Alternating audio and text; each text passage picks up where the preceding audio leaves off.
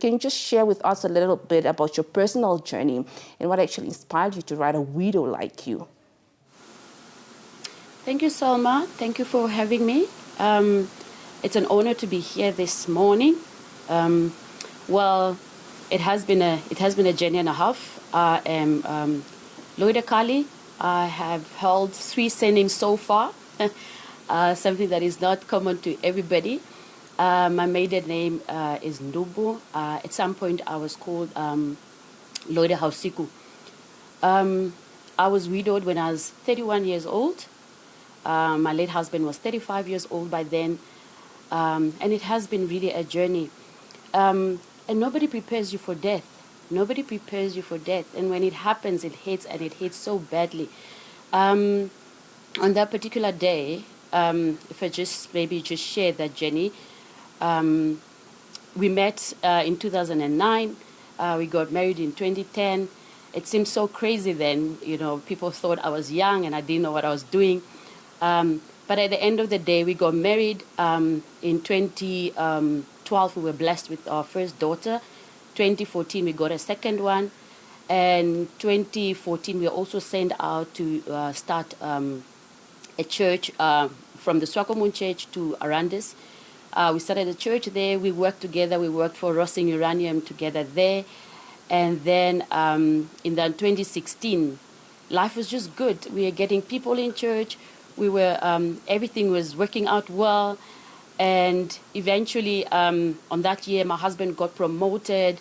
And in that similar year also, 2016, he also then got, he was elected as the Mine Workers Union president of Namibia. So that means that he had national duties, like he would work 2 weeks at Rossing, and then he also had 2 national week days that he has to go out to actually lead and manage all the aspects and issues with regards to Mine Workers Union from the south to the north.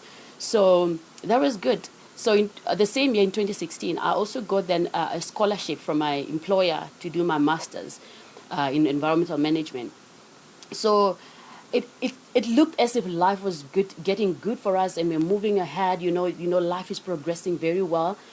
And until that very day, that 21st of November 2016, where he was coming from the Tsumeb union offices. They were renovating offices there. And he was supposed to fly out the following day to go to Zambia. And on the road between Ochivarongo and Okahanya, he hit a kudu. And he died instantly. So that was very, very, very devastating. When my social worker came to my house to tell me, I couldn't believe it. So, yes. So this book then was inspired by the fact that when I got widowed at that young age, I couldn't see anybody. I couldn't find anybody who was as young as I was. Like, I needed to see somebody. I needed to see somebody if they have, how they have lived that life, the widowhood, and how they've survived it. And yes, I couldn't find that. So I saw this a quote that says that if you can't find a book that you want to read, maybe you should write it. And amongst other things, that really inspired for me to write this book. So that's a bit of my journey, a bit too long, but the book described this, and yeah.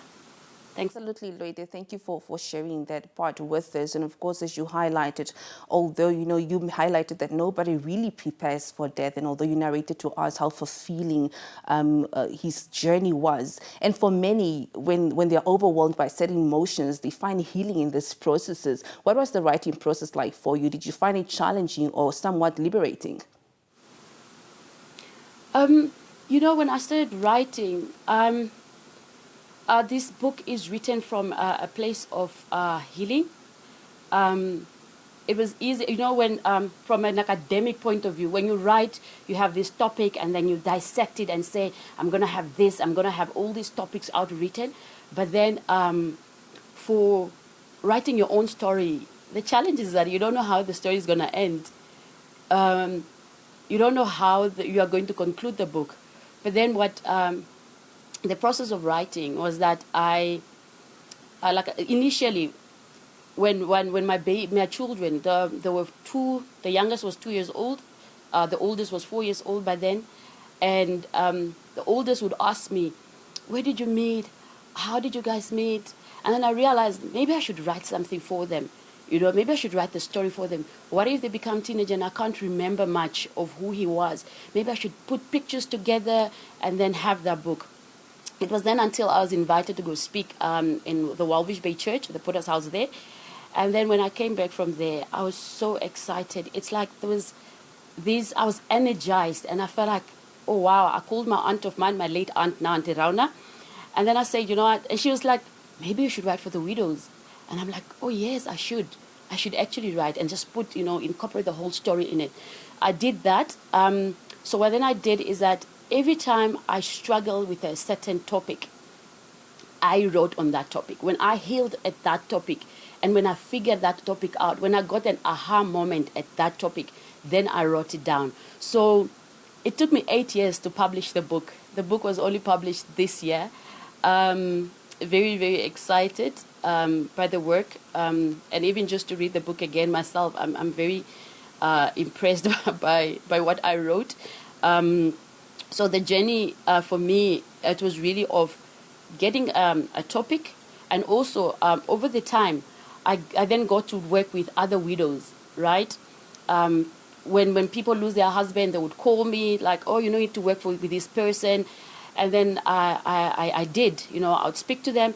And then eventually what happened is that they would have certain common theme topics. And it's those theme topics that I said, you know what, it looks like every widow struggle with this thing. And then that's how I then ended up writing the book. Yeah. Thank you. Like you highlighted that you included the stories of other widows alongside your own in this book. How did these impact or help you during your journey? And also, how did you actually select the women whose stories are included in the book?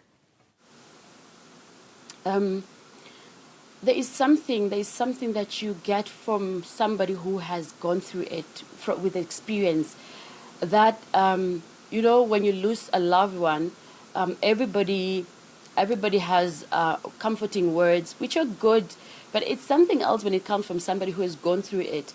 And when I speak to these widows, I'm like, well, I'm one step ahead of you. I'm not where I was. The intensity of the pain is not as the same as it is now.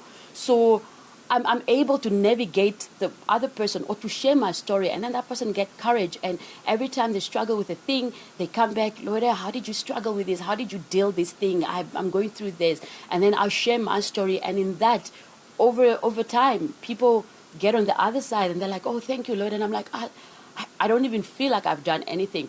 So including the women in the book, I just asked the ladies that I've worked with or I've become friends with, and I say, you know what, the aim is really, I want young widows that find themselves in that situation to see that, you know what, there are other young widows out there, and they have chosen life and they have chosen to live again.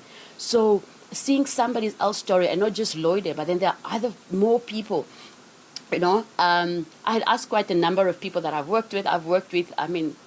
So far the numbers have increased. But by then, before I got married, remarried, I'd worked with about 8 widows, and then I've asked them for their stories, and it's from that stories I've given a due date and a deadline. So the ones that could give me the deadlines, I have actually incorporated. And I must just say a disclaimer here, that their names have been changed, just for, this is the advice that I got from the editor and so forth, that just so we rectify that, legal wise. So their names have been altered.